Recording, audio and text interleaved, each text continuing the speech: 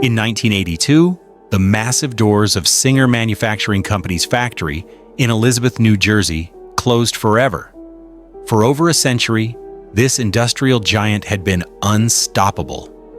At its peak, the complex sprawled across 113 acres with 48 buildings, employed thousands of workers, and produced sewing machines at a scale the world had never seen. Singer wasn't just a company, it was a cultural phenomenon. By 1913, they controlled 90% of America's home sewing machine market. The brand was so powerful that people stopped saying sewing machine and just said Singer. Walk into any American home in the early 1900s, and you'd find one. It sat in living rooms, like a piece of furniture, a symbol of progress and modern life. The company revolutionized not just how clothes were made, but how Americans bought things, introducing the installment plan that changed retail forever. They built the tallest office building in the world in 1908. They survived 2 world wars, the Great Depression, and every economic crisis thrown at them. And then, in less than 2 decades, it all came crashing down. The factories closed. Thousands lost their jobs. The buildings rotted, contaminated with industrial poison. Today, what's left of that once mighty empire sits in ruins, a toxic graveyard of America's industrial past. So how does an unbeatable giant fall this hard? The story begins with an unlikely founder, a man whose personal life was an absolute disaster. Chapter 1: The Failed Dreamer. Isaac Merritt Singer was born in 1811 in Pittstown, New York, into the kind of poverty that grinds people down. His father was a German Jewish immigrant who worked as a mechanic, his mother a Quaker woman. But by the time Isaac turned 10, his childhood was already falling apart. His parents divorced, and his mother walked out, just like that, gone. 2 years later, at 12 years old, Isaac couldn't stand his stepmother and bolted, a kid, alone, with nothing but anger and dreams that had no business existing in his reality. What Isaac wanted more than anything was to be a Shakespearean actor, not a mechanic like his old man, not some factory worker. He wanted the stage, the applause, the drama. So he chased it. For nearly 2 decades, he poured everything into that dream. He even founded his own theater troupe called the Merritt Players, and toured until he hit 30. But here's the thing about dreams. They don't pay the bills. The troupe flopped. He was dead broke, buried in debt, and had somehow managed to juggle multiple women and fathered kids he couldn't support. By 1839, desperate for money, he invented a rock drilling machine. It went nowhere. No buyers, no cash, no breakthrough. Now let's talk about the chaos of his personal life, because this part gets wild. At 19, Singer married Catherine Haley. She was 15.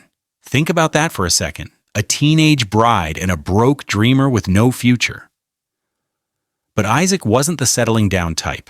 He abandoned Catherine and their kids to chase his acting career.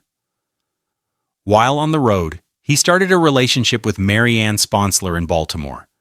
Then he moved on to Mary McGonigal and had 5 more children with her. 3 families, multiple cities, 0 accountability. In 1860, Singer did something that would be hilarious if it wasn't so twisted. He divorced Catherine and accused her of adultery. The audacity. But karma came knocking in 1862 when 2 of his mistresses ran into each other on a New York City street. Picture that scene. The shock, the screaming, the public meltdown. The newspapers had a field day. They plastered the story everywhere with headlines like "Scandal of the Sewing Machine King." His dirty laundry wasn't just aired. It was hung out for the entire nation to see, humiliated and exposed. Singer fled to Europe in 1863 with yet another woman, Isabella Boyer, who was decades younger than him. By the time he died in 1875 at his estate in Devon, England, Isaac Singer had fathered 24 children with 5 different women. Despite the mess, he reportedly loved all his kids and made sure they were provided for in his will. But here's where the story pivots. In 1850, at 38 years old, Singer was scraping by as a machine repairman in a grimy Boston workshop. One day, someone brought in a broken Laro and Blodgett sewing machine. Singer took one look at that busted contraption and saw something nobody else did. He didn't just see a repair job. He saw a fatal flaw in the design. A machine that could be completely reimagined. Most guys would have fixed it, collected their fee, and moved on. Not Singer. He decided right then and there to rebuild the whole damn thing from scratch. That decision, that moment of stubborn ambition in a Boston repair shop, would change everything. It would birth an empire, transform an industry, and put Singer's name in every household in America. The failed actor was about to become an industrial legend. Chapter 2. The 11-Day Miracle. Singer locked himself in that Boston workshop and worked like a man possessed. For 11 straight days, he barely slept, barely ate. He was obsessed with cracking the code that every other inventor had missed, and then he did it. The breakthrough was elegantly simple but devastating in its impact. A straight vertical needle paired with a horizontal table. Every sewing machine before this used awkward designs that fought against the fabric. Singer's setup worked with it, but he didn't stop there. He added a foot pedal, which sounds obvious now but was revolutionary then. It freed up both hands to guide the fabric, giving the operator complete control. The results were insane. Hand sewing? You'd be lucky to get 40 stitches per minute, hunched over for hours, until your back screamed and your fingers bled. Singer's machine? 900 stitches per minute. It wasn't just faster. It was a different universe of speed. And unlike the clunky machines that came before, this one could handle curves. Continuous seams, complex patterns. It didn't just sew, it performed. On August 12, 1851, Singer secured patent number 82294. He had his golden ticket. But here's the problem with golden tickets. Other people want a piece. Enter Elias Howe, who had patented his own sewing machine design years earlier. Howe took one look at Singer's machine and saw dollar signs being stolen from his pocket. In 1852, he sued Singer for patent infringement, and the legal war dragged on for 2 brutal years. In 1854, the court sided with Howe. Singer lost. He was ordered to pay $15,000 up front plus $25 for every single machine he sold going forward. That royalty could have buried him. But instead of fighting to the death, something smarter happened. In 1856, the major sewing machine manufacturers came together and created the Albany Agreement, America's first ever patent pool. They'd all share the technology and split the royalties. Singer's fee dropped to $5 per machine. Crisis averted. The industry could finally move forward without bleeding cash in courtrooms. Now, here's where the story gets really interesting, because Isaac Singer might have invented the machine, but he didn't build the empire. That credit belongs to a lawyer named Edward Clark, who joined the company in 1854. Clark was the opposite of Singer. Calculated, strategic, ruthless in business, but calm in execution. He looked at the sewing machine market and realized the problem wasn't the product. It was the price. These machines cost over $100 at a time when most families made a few $100 a year.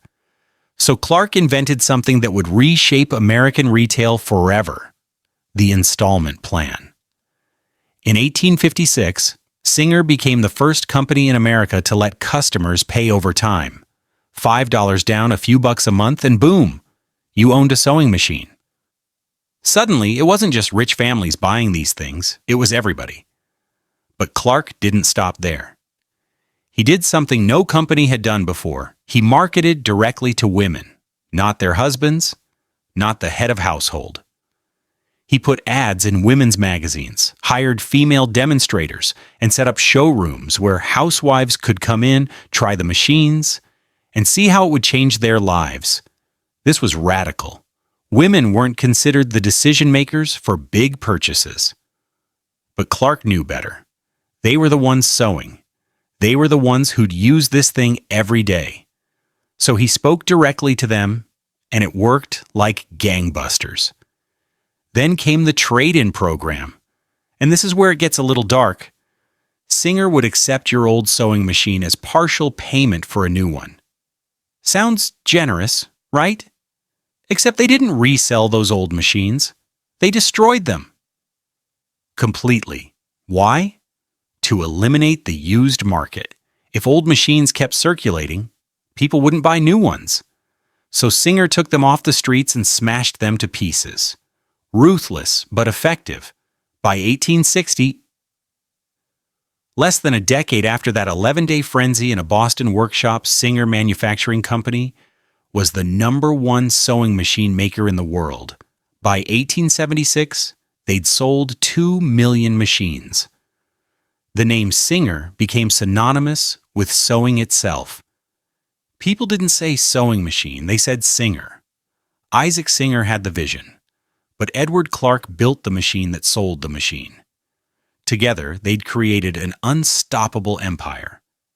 And they were just getting started. Chapter 3. Building the Giant. By 1871, Singer Manufacturing Company had a problem. A good problem, but a problem nonetheless. Demand was exploding. They were selling machines faster than they could build them, and their existing facilities were maxed out. Edward Clark knew they needed to go big, or risk losing their grip on the market. So the company made a strategic decision that would define the next century: build the largest single-product factory the world had ever seen. The location they chose was Elizabethport, New Jersey, a gritty industrial area right on the Arthur Kill waterway. This wasn't random. Every detail mattered. The Arthur Kill connected directly to the Atlantic Ocean, which meant ships could load up finished sewing machines and sail them straight to Europe, South America, Asia, anywhere. International export was baked into the DNA of this place from day one. The site also had railroad lines running right through it, so they could move raw materials in and finished products out by train. Then there was the labor pool. Thousands of immigrant workers desperate for jobs, willing to work hard for low wages. And the land itself? 32 acres of open space ready to be transformed into an industrial cathedral. In 1871, Singer bought the property and broke ground. When the factory opened in 1872, it was unlike anything America had seen. The main building was a massive multi-story structure, an architectural beast of brick and iron that stretched across the landscape like a fortress. But size was just the beginning.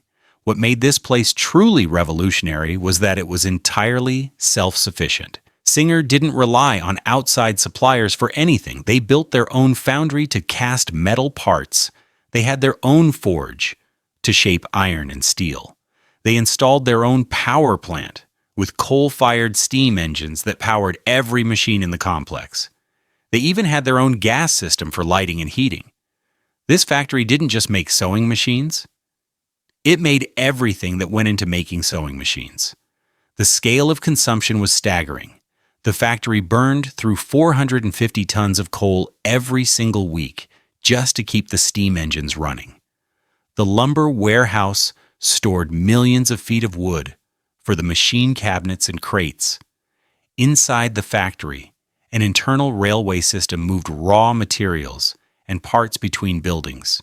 Picture this: a network of tracks running through the complex, with small rail cars hauling iron castings from the foundry to the machine shop, then finished components to the assembly floor.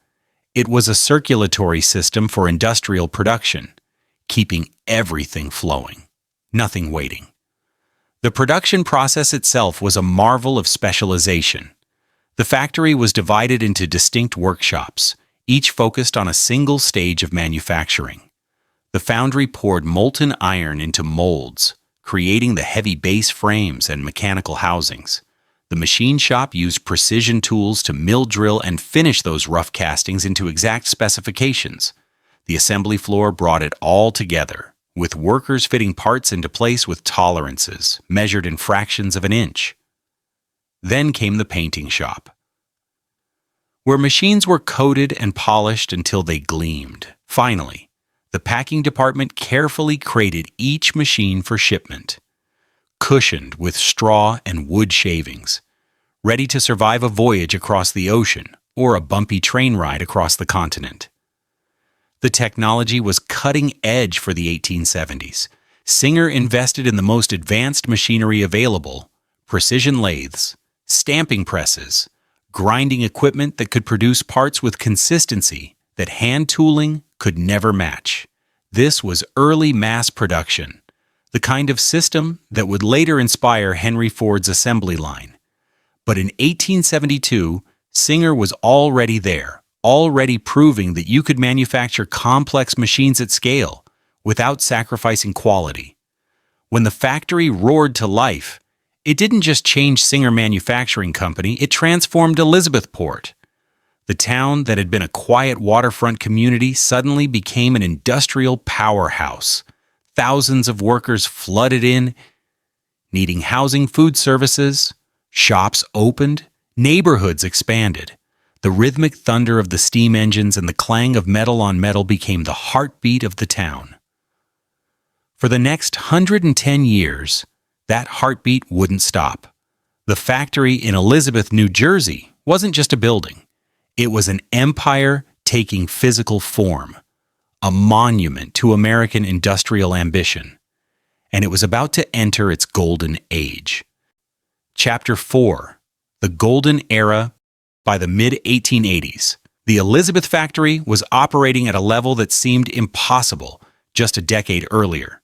The complex was churning out 6,000 to 7,000 sewing machines every single week. Let that sink in. Not per month, not per year, per week. 3,000 workers flooded through the gates every morning. And by the time World War II rolled around, that number had swelled to 5,000. The factory kept expanding, swallowing up land like a hungry beast. What started as 32 acres grew to 113 acres, 48 separate buildings, 2.6 million square feet of manufacturing space. It was a city within a city, and it ran like clockwork. In May of 1890, disaster struck. A massive fire tore through part of the complex, sending flames roaring into the sky and threatening to destroy everything. But Singer didn't flinch. They rebuilt fast, stronger than before, and barely missed a beat in production. By 1890, the company had already manufactured 13 million sewing machines worldwide. Since its founding in 1863, 13 million. That's not just dominance, that's saturation. But Elizabeth was just one piece of a much bigger puzzle. Singer wasn't content to rule America. They wanted the world. In 1867, they opened a factory in Glasgow, Scotland, planting their flag in Europe. By the early 1880s, that facility wasn't big enough, so they replaced it with something even more audacious: the Clydebank factory, which opened between 1882 and 1884. This place was a monster, 1 million square feet, 7,000 workers, and it cranked out 13,000 sewing machines per week, making it the largest sewing machine factory on the planet. Then in 1902, Singer opened a factory in Podolsk, Russia, tapping into the massive Eastern European market. Back in the States, they built a facility in South Bend, Indiana, dedicated entirely to producing the wooden cabinets that housed the machines. Every piece of the empire had a purpose, and it wasn't just about factories. Singer built a global sales network that was unmatched. Thousands of showrooms and dealerships popped up on every continent. From New York to Nairobi, from London to Lima, you could walk into a Singer store, see a demonstration, and walk out with a machine on an installment plan. By the early 1900s, Singer was exporting more machines than they sold domestically. America was their home, but the world was their market. In 1913, Singer hit a milestone that still boggles the mind. They controlled 90% of the American home sewing machine market. 90%. They weren't just the leader, they were the market. Owning a Singer became a cultural rite of passage. It sat in living rooms, like a piece of furniture passed down from mothers to daughters. If you were American and you sewed on a Singer. The brand wasn't just trusted, it was assumed. In 1908, Singer made a bold architectural statement. They built the Singer Building in New York City, a 47-story skyscraper that stood 612 feet tall, making it the tallest building in the world at the time.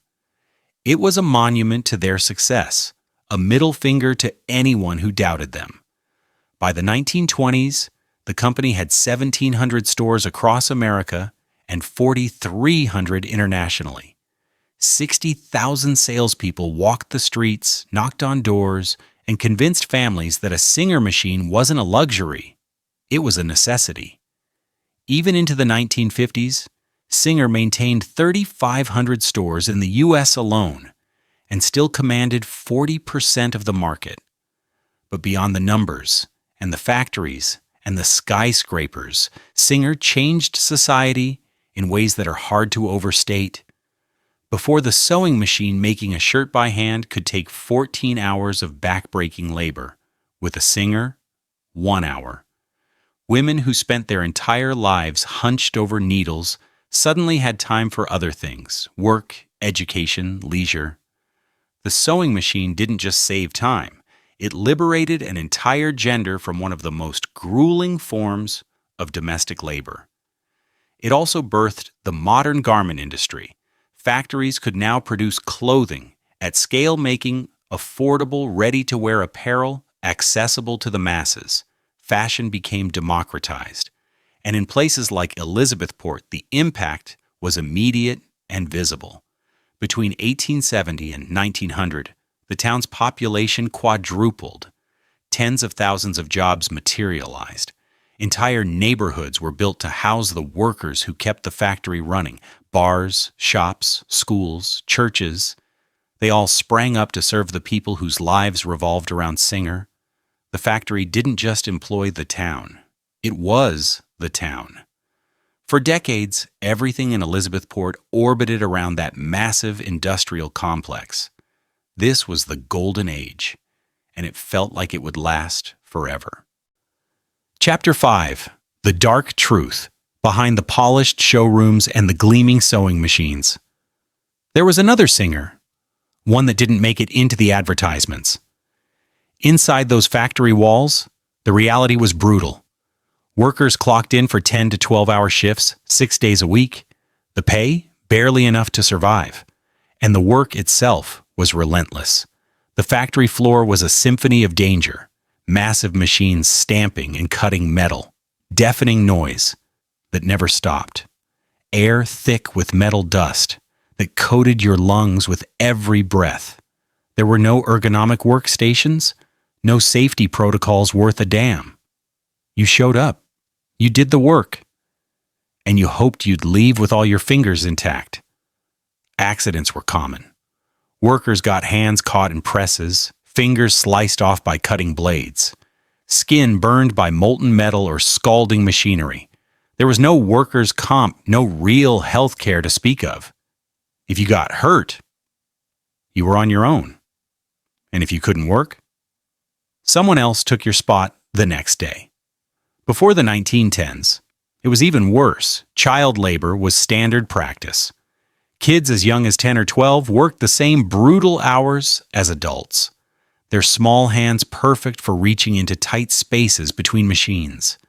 They were cheap, expendable, and everywhere.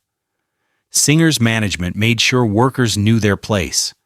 The company actively discouraged unions, viewing them as threats to efficiency and profit. Supervisors kept a tight grip monitoring every move, Every break, every conversation. Step out of line, and you were gone. The message was clear. You're replaceable. But workers aren't machines. And eventually, the pressure explodes. In 1911, that explosion happened at the Clydebank factory in Scotland, and it shook the entire company. It started with 12 women who worked in the polishing department. They were fired without warning, and that was the spark. Within days, 10,000 workers walked off the job in what became one of the largest strikes in Scottish history. The union demands were simple: fair wages that matched the increased workload management kept piling on. Production quotas had been cranked up, but pay hadn't moved. Workers were doing more for the same money, and they were done with it. The strike became a defining moment in the Red Clydeside labor movement, a period when Scottish workers pushed back hard against industrial exploitation. Singer eventually settled, but the message had been sent. The empire's foundation was built on the backs of people who were tired of being crushed. Then there was the discrimination baked into the system. Women did the same grueling work as men, sometimes harder work, but their paychecks told a different story. They earned significantly less simply because they were women. Immigrant workers from Italy, Poland, Ireland, and other European countries faced their own hell. They were given the worst jobs, paid the least, and treated like dirt by foremen who saw them as less than human. The power dynamics were ugly. Supervisors could be tyrants, wielding their authority with cruelty, and there was no recourse. Complain, and you'd be out on the street. And then there's what Singer left behind in the environment. For over a century, the Elizabeth factory dumped industrial waste straight into the Arthur Kill and Newark Bay. Heavy metals, oils, chemical runoff. It all went into the water, poisoning the ecosystem for generations. The foundry belched black smoke into the sky, covering nearby neighborhoods in a blanket of soot and ash. The air smelled like sulfur and burning coal. The constant roar of machinery rattled windows and made sleep impossible for anyone living nearby. People in Elizabethport didn't just work for Singer, they lived in its shadow, breathing its pollution, drinking water tainted by its runoff. The company built an empire, sure, but they did it by extracting every ounce of labor from workers while giving as little as possible in return. They made billions, while the people who actually turned the gears lived paycheck to paycheck in dangerous, degrading conditions. The sewing machines that sat in living rooms across America, symbols of progress and domestic comfort, came at a cost most customers never saw. For every family that benefited from a Singer machine, there were workers who sacrificed their health, their safety, and their dignity to build it. This wasn't just capitalism. It was exploitation dressed up as innovation. The Golden Age had a dark side, and it was rotting from the inside out. The workers knew it. The neighborhoods knew it. And eventually, the whole system would collapse under the weight of its own greed and neglect. Chapter 6: Weapons of War. When World War I broke out in 1914, Singer Manufacturing faced a choice that would redefine the company: keep making sewing machines or pivot to the war effort. They chose war, and it was profitable as hell.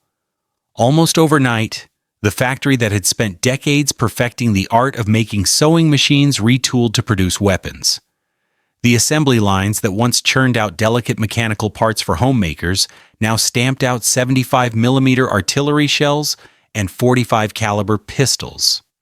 The foundries that cast iron bases for sewing machines melted metal for bullets and gun components. The transformation was shockingly fast, a testament to how adaptable industrial infrastructure could be when money and patriotism aligned. To meet government contracts, Singer hired aggressively. Thousands of new workers flooded into the Elizabeth factory, and for the first time in significant numbers, women weren't just polishing parts or doing light work, they were running machines, handling heavy materials, doing jobs that had been male only just months before. The war opened doors that had been slammed shut, though those doors would close again once the men came home. Still, for 4 years, the factory hummed with the machinery of death, and Singer made a fortune. Government contracts were lucrative, paid on time, and kept production maxed out. The company that had built its reputation on domestic comfort was now an arm of the military-industrial complex when the war ended in 1918. Why? Singer flipped the switch back. The artillery shells stopped rolling off the line, and sewing machines returned. But the world had changed. The market was more competitive now. European manufacturers that had been bombed into rubble were rebuilding, and new players were entering the game. Singer still dominated, but the competition was tightening. Production became inconsistent, fluctuating with economic cycles and shifting consumer demand.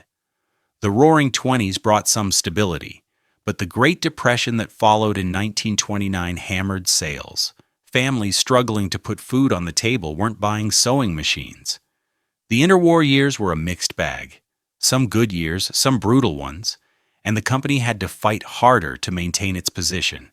Then came World War II. And everything changed again. In June of 1942, the U.S. government made it clear consumer production was over. Every factory, every resource, every worker had to serve the war effort. Singer didn't hesitate.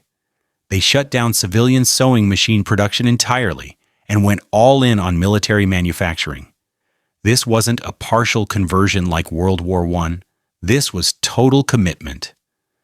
The Elizabeth factory retooled completely, producing aircraft components, ammunition, and other critical war materials.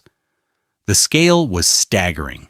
Singer hired like never before, bringing the workforce up to 40,000 people, the highest employment level in the company's history.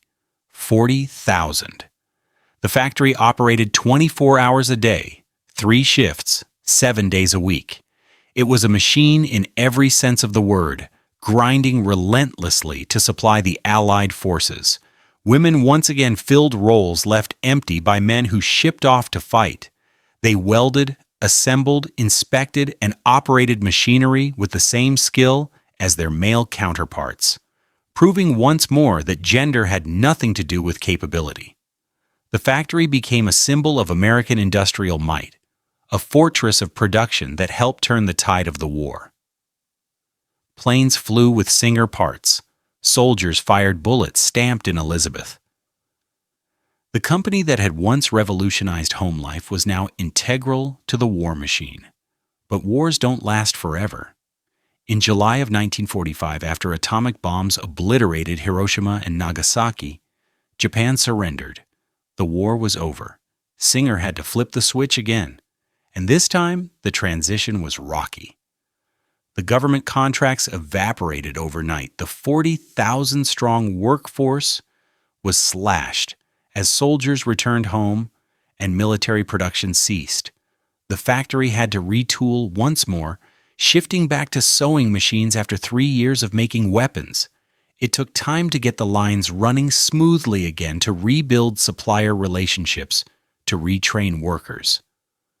By the late 1940s, Singer was back in the civilian market, producing around 10,000 machines per year. A shadow of the pre-war output, but steady. The war years had been a double-edged sword. On one hand, Singer had proven its versatility and raked in massive profits from government contracts. On the other hand, they'd spent years away from their core product, and the market had moved on without them. Competitors had innovated, consumer preferences had shifted, and Singer, for all its wartime success, was about to face a peacetime reality that would be far less forgiving. The wars had changed the factory, the workers, and the company itself. But the biggest battle, the fight for survival in a post-war economy, was still ahead. Chapter 7. The Beginning of the End. After World War II ended, Singer walked into a market that looked nothing like the one they dominated before. The problem was simple: saturation. By the late 1940s and early 1950s, nearly every American household that wanted a sewing machine already had one. And because Singer had built those machines to last, solid iron-quality components, they didn't break down and need replacing. The golden goose had stopped laying eggs. Meanwhile, Japanese and German manufacturers were flooding the market with cheaper alternatives. These weren't junk machines either. They were well-made, reliable, and cost significantly less than a Singer. For the first time in decades, consumers had real choices, and many of them chose to save money. Singer's response? They didn't have one. The company was sluggish, bloated, stuck in the past. While competitors were innovating, introducing lightweight models, electric features, new designs, Singer kept pumping out the same basic machines they'd been making for years. The factory in Elizabeth was running on equipment that dated back decades. The technology was outdated. The production processes were inefficient. But instead of investing in modernization, management clung to what had worked before, convinced that the Singer name alone would carry them through. It didn't. Internally, the company was a mess. Management had grown bureaucratic and out of touch. Decision-making was slow, tangled in layers of corporate red tape. Research and development, barely funded. Innovation, an afterthought. The attitude seemed to be, we're Singer. We've always been number one. Why change? Meanwhile, production costs kept climbing. American labor wasn't cheap anymore. Workers demanded better wages, benefits, and conditions, all justified but expensive. And the aging factories required constant maintenance just to keep running. Singer was operating on thin margins in a market that was slipping through their fingers. Then the 1960s hit, and the cultural ground shifted beneath them.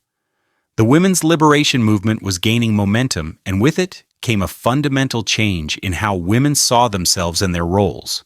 Fewer women were staying home.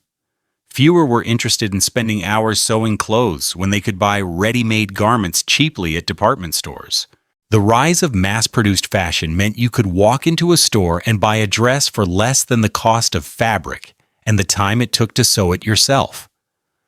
Sewing shifted from necessity to hobby, and not a particularly popular one among younger generations. Teenagers and young adults in the 1960s and 70s weren't learning to sew. They were buying bell-bottoms and miniskirts off the rack. The demand for home sewing machines collapsed. Singer panicked, and panic led to terrible decisions. In the mid-1960s, management decided to diversify, to spread the risk by getting into other industries. They acquired Friden, a company that made calculators and typewriters. They invested heavily in aerospace and defense electronics. By 1966, Singer had hit $1 billion in revenue. By 1969, they doubled that to $2 billion. They employed 100,000 people worldwide. On paper, it looked like growth, but dig deeper, and the cracks were obvious. Only about a third of that revenue came from sewing machines. The rest came from these new ventures, most of which Singer had no expertise in.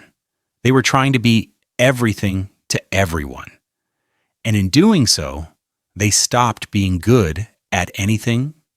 Here's the cruel irony. Sewing machines were still the most profitable part of the business.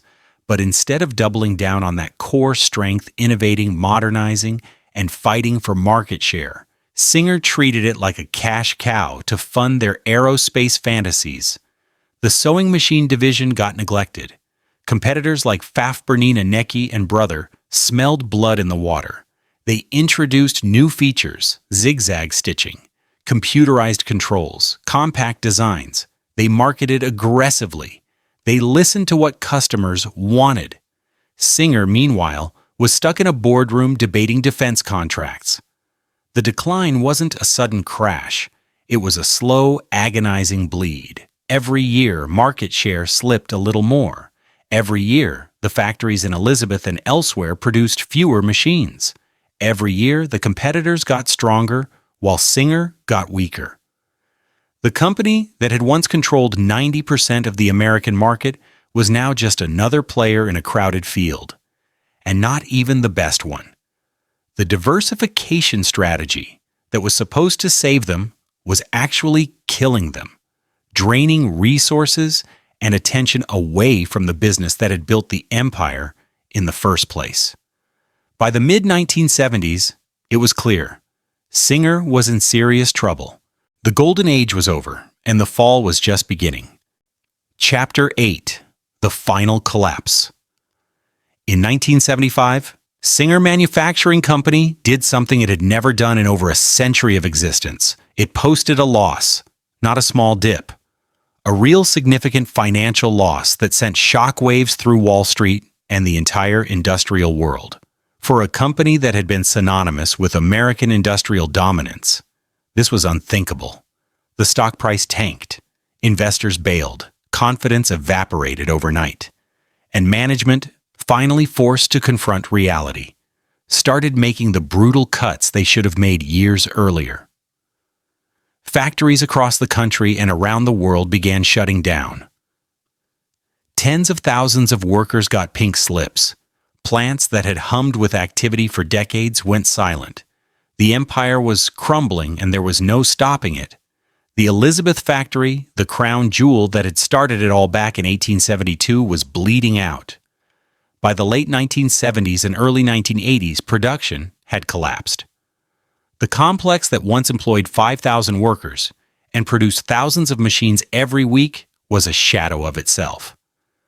They'd shifted focus to industrial sewing machines, the heavy-duty equipment used in garment factories, but even that market was slipping away to cheaper Asian manufacturers.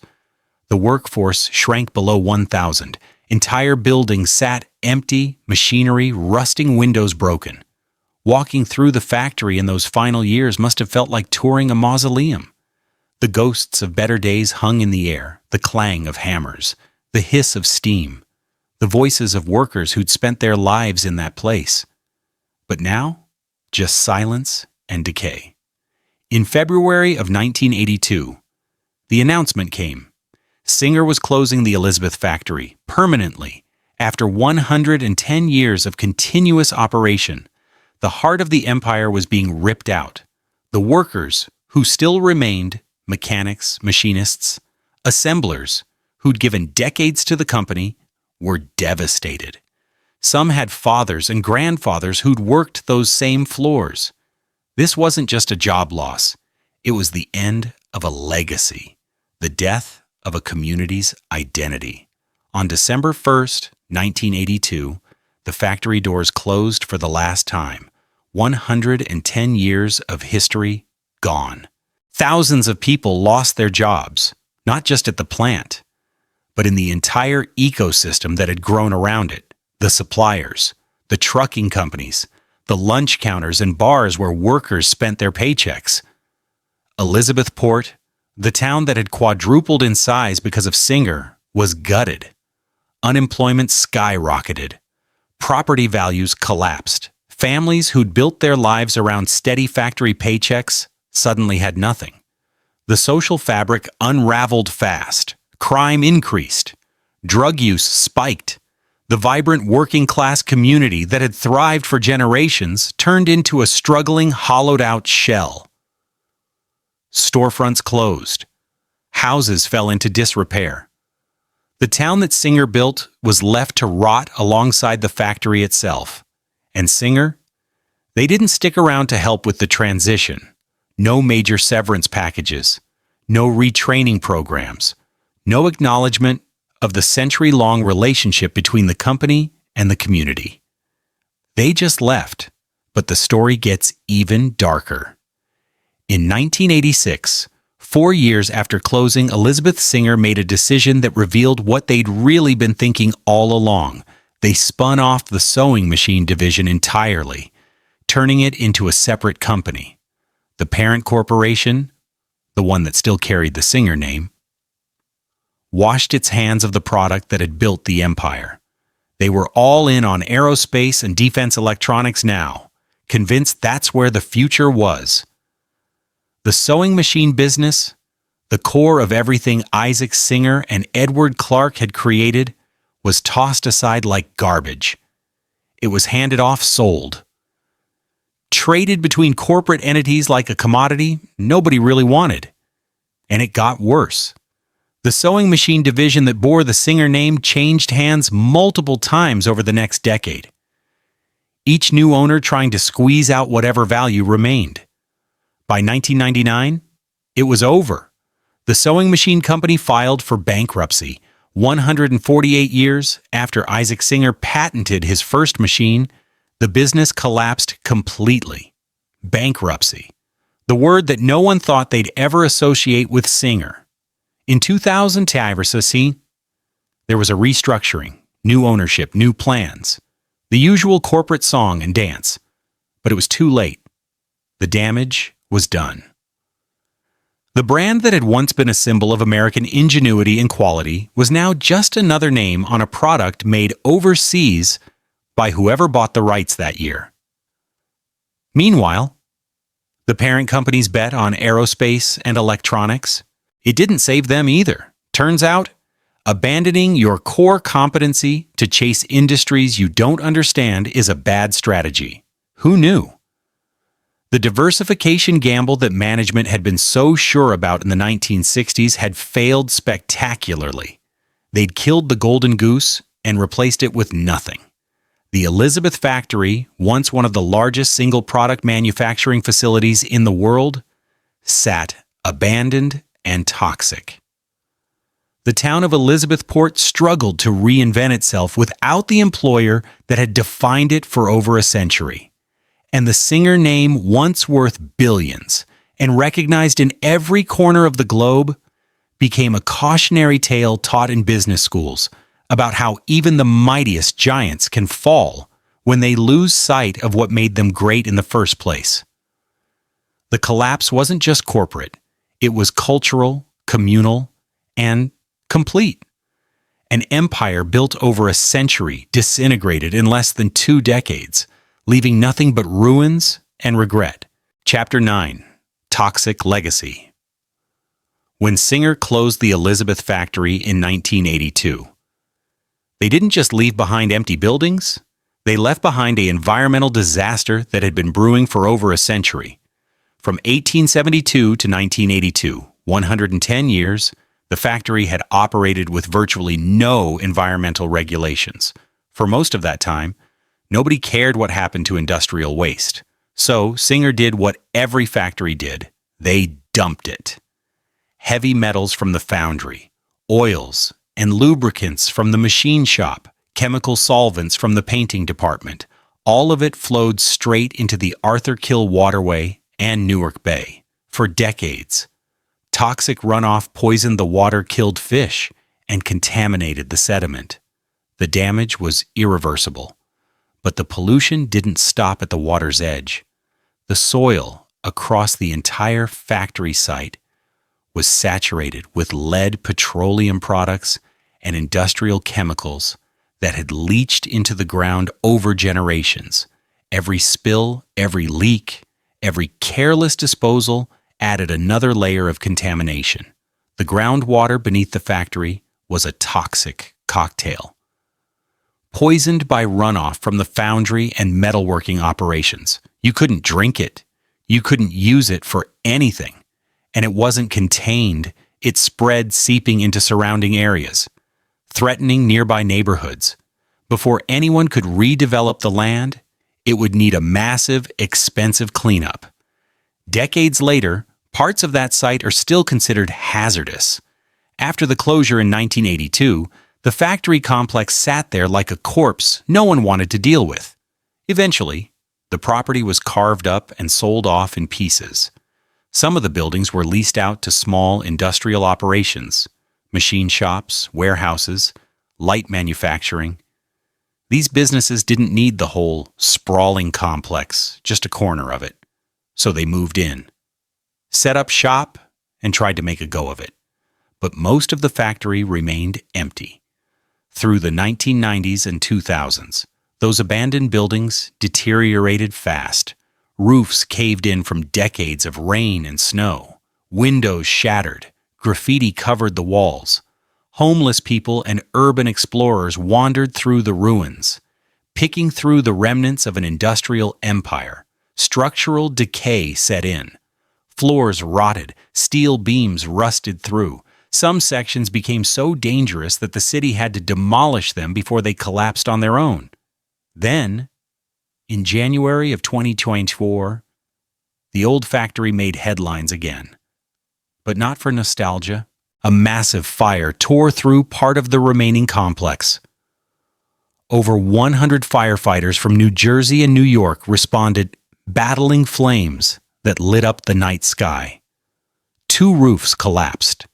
A brick wall came crashing down, nearly burying firefighters beneath the rubble. It was chaos, a dangerous mess made worse by the age and instability of the structures.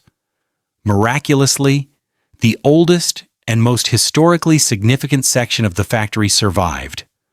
Whether that was luck or the stubbornness of old-world construction, nobody knows.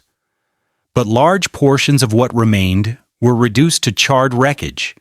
Even now, parts of the original Singer complex still stand, clinging to existence. They're used by small industrial tenants, businesses that need cheap space and don't mind working in a decaying relic. But they're shadows, echoes. Nothing like the roaring, smoke-belching powerhouse that once dominated the landscape. The impact on Elizabethport was immediate and catastrophic. When Singer closed, the town lost its biggest employer by a mile. Unemployment exploded in the 1980s. Families that had relied on steady paychecks for generations suddenly had nothing. Men and women who'd worked at the factory their entire lives were thrown into an economy that didn't want them. They were skilled in trades that didn't translate to the new service economy. Machinists, metal workers, assemblers. There was no demand for those skills anymore, at least not locally. People left. They packed up and moved to other states, chasing rumors of jobs in factories that were also on the verge of closing. Those who stayed struggled. Elizabethport transformed from a thriving industrial center into a symbol of decline. The economic collapse triggered a cascade of social problems. Crime spiked. Drug use became rampant, filling the void left by lost purpose and income. Storefronts that had been busy for decades shuttered. The main street, once packed with workers grabbing lunch or stopping for a drink after their shift, turned into a row of empty, boarded-up buildings. Property values plummeted. Who wanted to buy a house in a town with no jobs and rising crime? Families who'd invested everything into their homes watched their equity evaporate. The American dream that Singer had helped build, a steady job, a house, a future for your kids, died with the factory. The community had to completely reinvent itself, and that process took decades. Slowly, painfully, Elizabethport diversified its economy. New businesses trickled in, though none could replace what Singer had been. The town had to accept that the industrial era was over. The jobs weren't coming back. The next generation would have to find work elsewhere, in different fields, in a different kind of economy. Some former factory workers retrained. Some didn't. Some gave up entirely, broken by the sudden collapse of everything they'd known. What Singer left behind wasn't just a toxic industrial site. It was a community torn apart, an environment poisoned for generations, and a cautionary tale about what happens when corporations extract everything from a place and then abandon it without looking back. The buildings crumble, the soil is contaminated, the water is poisoned, and the people? They're left to pick up the pieces and rebuild from nothing. That's the legacy Singer left in Elizabethport. Not progress, not prosperity, but ruin. Chapter 10. Singer Today. After the bankruptcy in 1999 and the restructuring in 2000, The Singer name became a corporate ping-pong ball, bounced between investors looking to extract whatever value remained. In 2004, the sewing machine division and the Singer brand were sold to an American investment firm. 2 years later, in 2006, it landed in the hands of SVP Worldwide, a holding company that specialized in consolidating legacy sewing machine brands. SVP Worldwide now owns 3 of the biggest names in the industry: Singer, Husqvarna Viking, and Pfaff. These were once fierce competitors, each with their own proud histories. Now they're all under one corporate umbrella, managed from a headquarters in Nashville, Tennessee, a long way from the smoky factories of Elizabeth, New Jersey.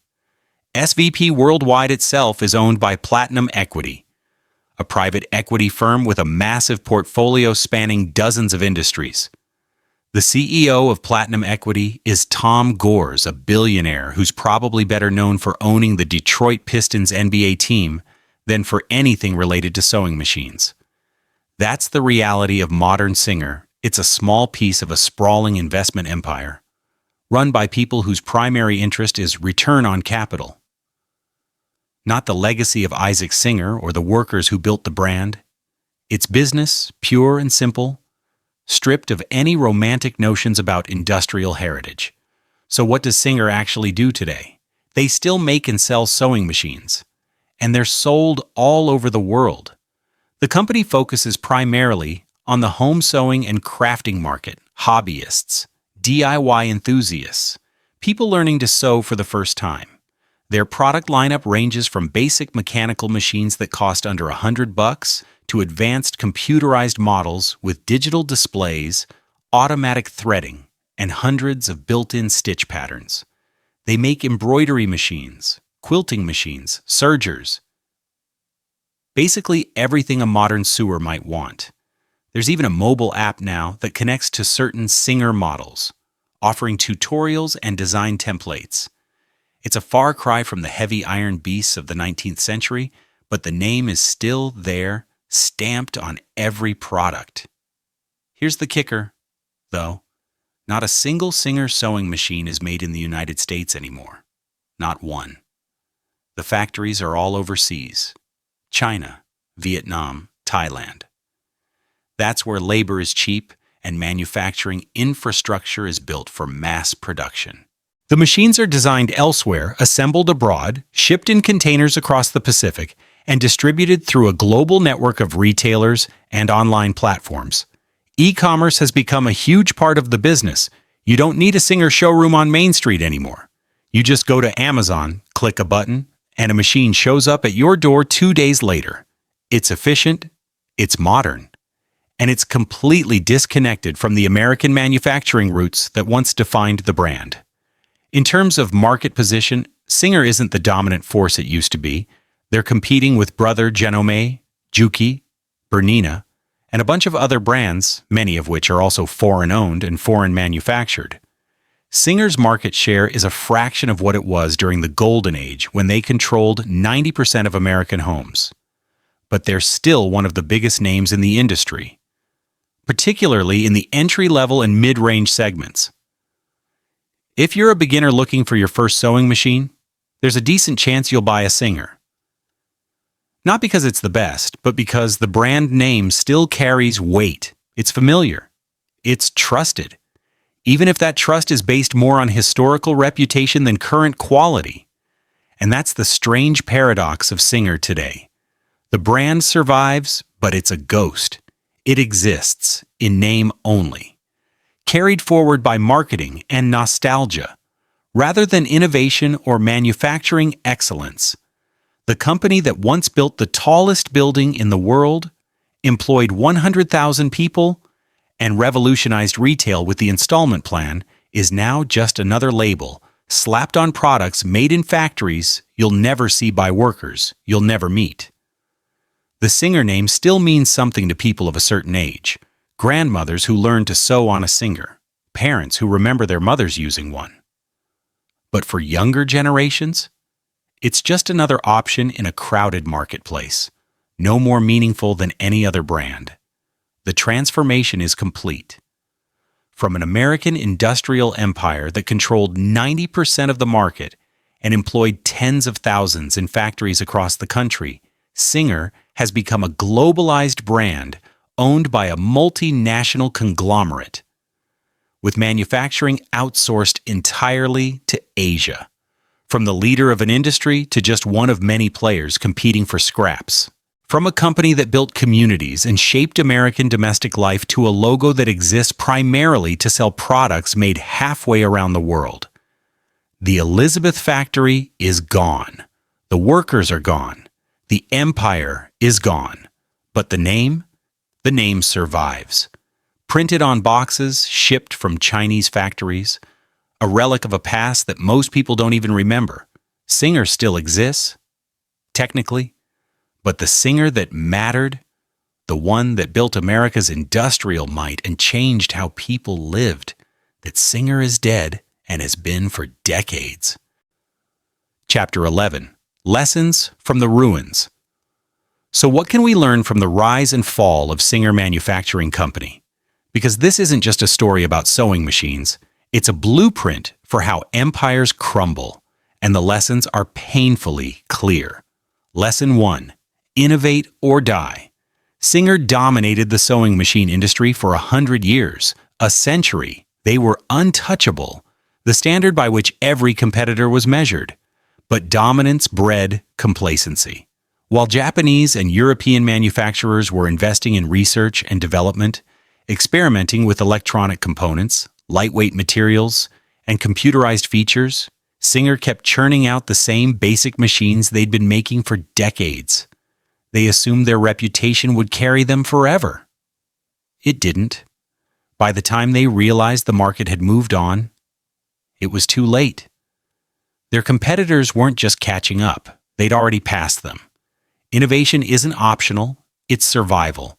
And it's not just about the product itself, it's about manufacturing processes, cost efficiency, business models, marketing strategies.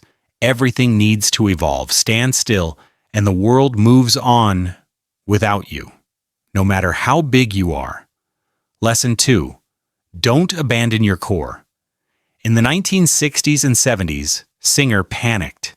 Sewing machine sales were slowing, so they made a desperate play for growth by diving into completely unrelated industries: aerospace, defense electronics, calculators, typewriters. On the surface, it looked like smart diversification. Spread the risk, right?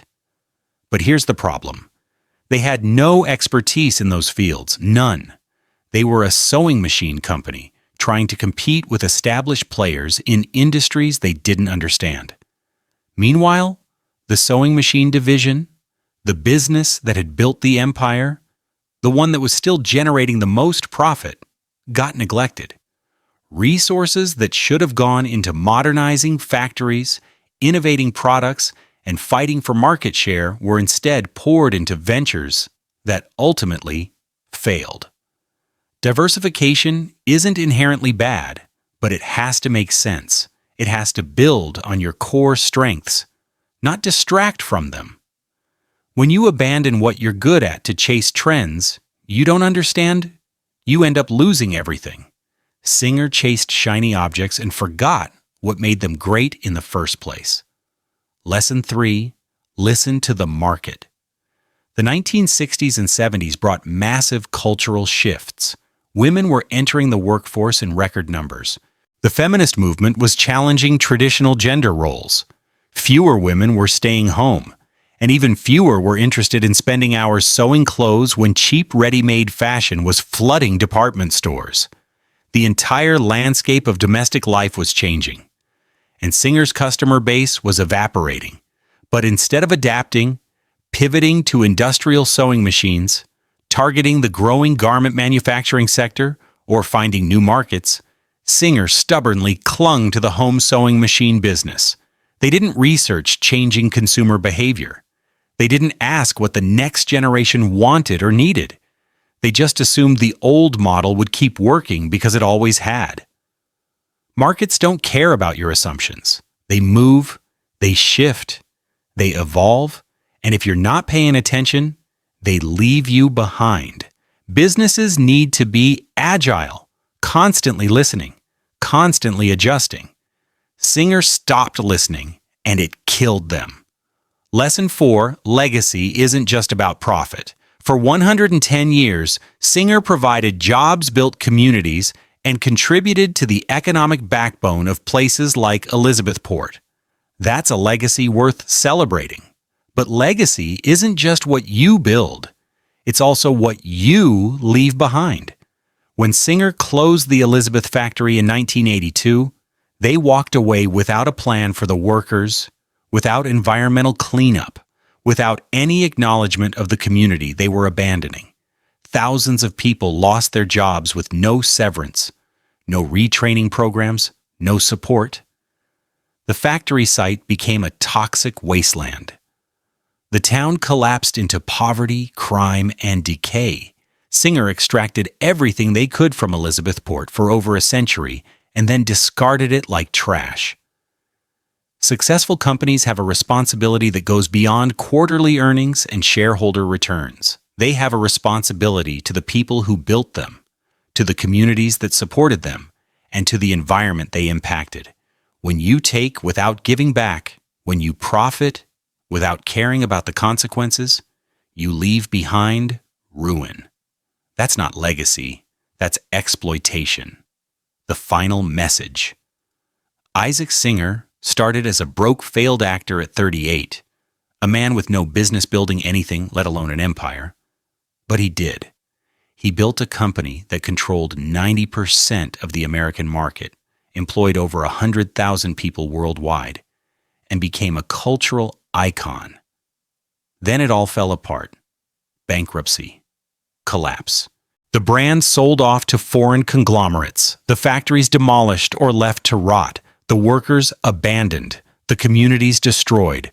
From global dominance to complete ruin in less than 2 decades. Here's the brutal truth. No empire lasts forever. Not Singer's, not anyone's. Success today doesn't guarantee success tomorrow. The world changes, and if you don't change with it, you're done. Innovation, listening, focus, and responsibility, those aren't just buzzwords. They're the keys to survival. Singer had all the advantages in the world and still failed because they ignored those principles. The story of Singer Manufacturing Company is a warning. Your victories don't protect you from your mistakes. But if there's a silver lining, it's this: the lessons remain. The ruins of the Elizabeth factory still stand as a reminder of what happens when giants stop moving, stop listening, stop caring. Success is fragile. Empires fall. But the lessons? Those last forever.